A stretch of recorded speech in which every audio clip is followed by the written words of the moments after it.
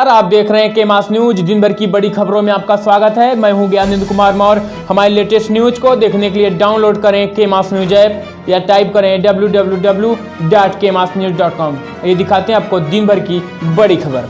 नमस्कार, आप देख रहे हैं के मास न्यूज। दिन भर की बड़ी खबरों में आपका स्वागत है। खबर पूर्वांचल से है। बता दें आपको, पूर्वांचल के नाम से विख्यात आजमगढ़ के पूर्व बाहुबली सांसद रमाकांत यादव ने किसान आंदोलन की मांगों को जायज ठहराया और सरकार की मंशा पर कई सवाल भी खड़ा किए, जो कि भारतीय जनता पार्टी के अतीत के पन्नों से जुड़ी है। आइए सुनाते हैं आपको पूरी बात। रमाकांत यादव ने क्या कुछ कहा, देखिए यह रिपोर्ट।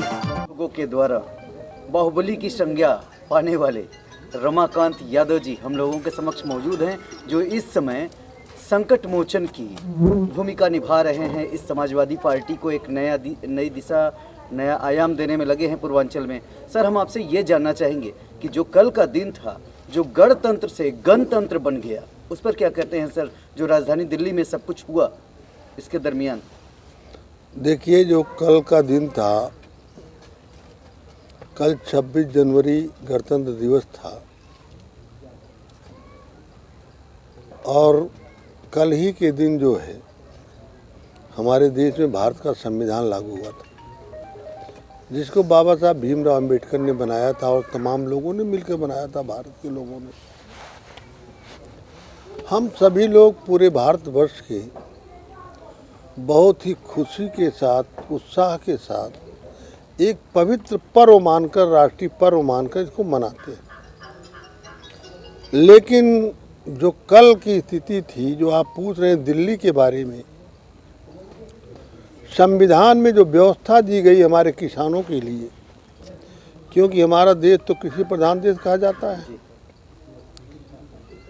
और किसानों के संविधान के साथ जो खिलवाड़ किया है भारतीय जनता पार्टी के लोगों ने, खास करके माननीय मुख्यमंत्री मोदी जी ने, प्रधानमंत्री जी ने, तो 2 महीने पहले से तो दिल्ली में हमारे किसान जुटे ही थे। और हमारे उत्तर प्रदेश में भी कल जो हमारे नेता हैं, हमारे राष्ट्रीय अध्यक्ष हैं माननीय अखिलेश यादव जी ने, क्योंकि समाजवादी पार्टी के मुखिया संस्थापक माननीय मुलायम सिंह यादव हैं। हिंदुस्तान के अंदर अगर किसी को धरती पुत्र की उपाधि मिली है तो वो माननीय मुलायम सिंह यादव, और उन्हीं के सुपुत्र भी हैं और उन्हीं की विरासत को संभालने का काम कर रहे हैं।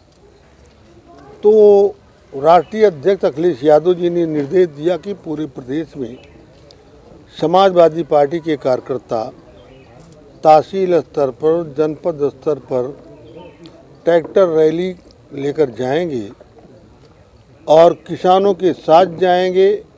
जो किसानों के खिलाफ ये काला कानून बना है, जो MSP समाप्त हुई है, और ये केवल किसानों को ख़त्म करना चाहती है भारत सरकार, माननीय प्रधानमंत्री, और मोदी और अडानी और अंबानी को बढ़ाना चाहते हैं, उनके हाथ में गिरवी रखना चाहते हैं।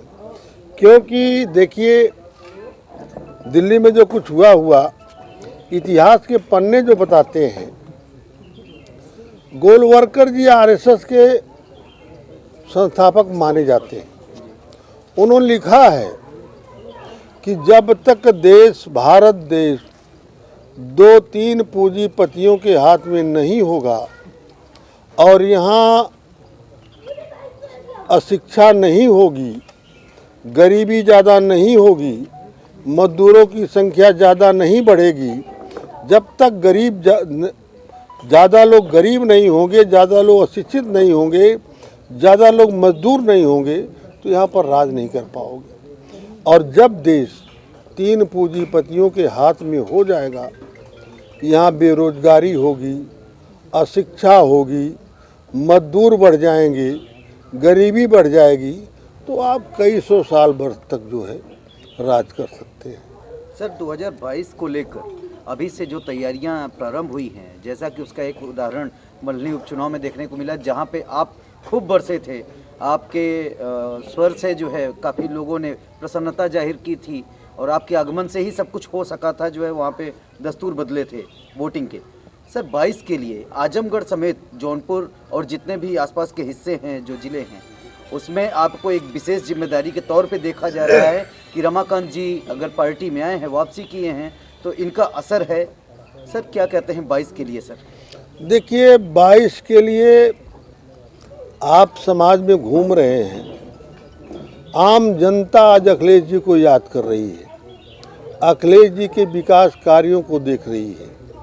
अखिलेश जी ने जो गरीब बच्चों को लैपटॉप दिया था उसको देख रहे हैं, जो कन्या विद्या धन दिया था, 55 लाख लोगों को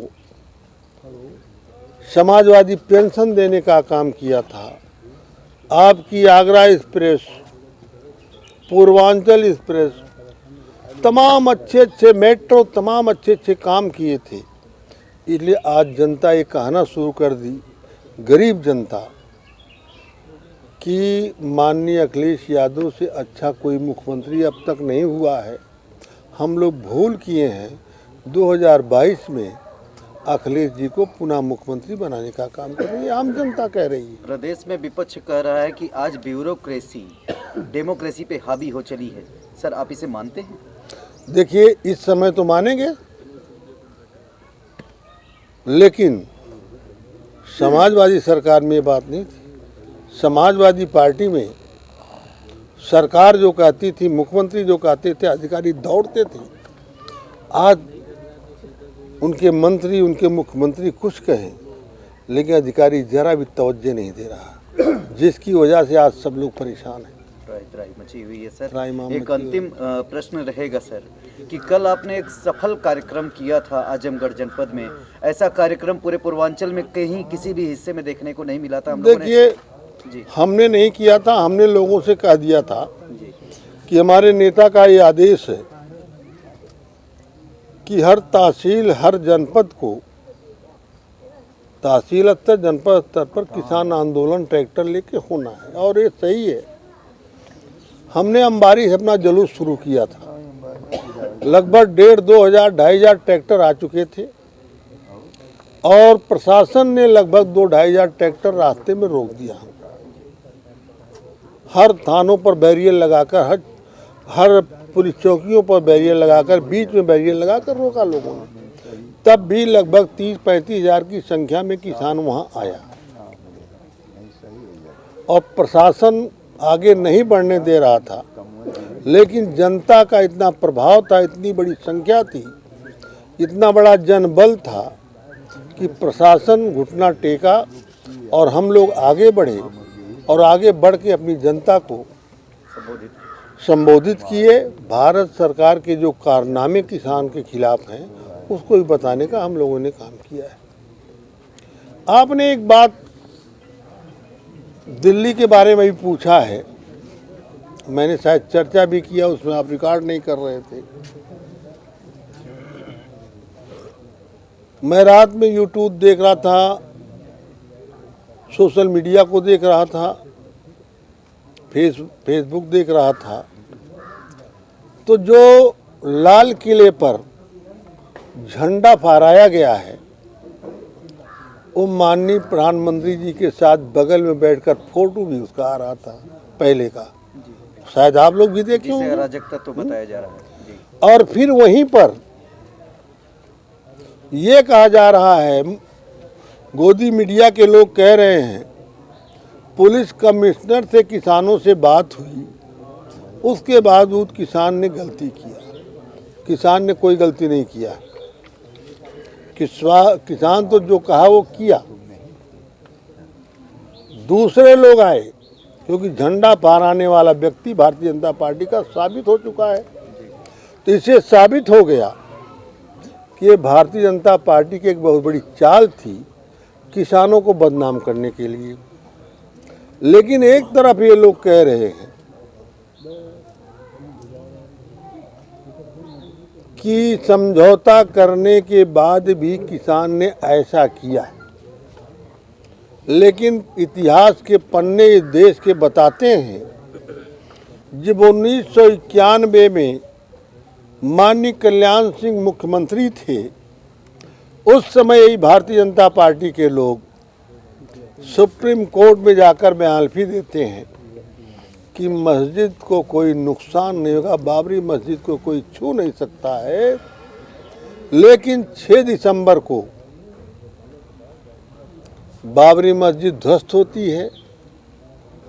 उसके बाद कुछ दिनों के बाद जब माननीय अटल बिहारी वाजपेयी जी प्रधानमंत्री होते हैं, लोकसभा में चर्चा होती है, मैं भी उस समय लोकसभा में था। माननीय प्रधानमंत्री जी ने कहा, ये जनमानस का मामला था, मैं क्या कर सकता था, ये तो जनता का प्रकटीकरण था।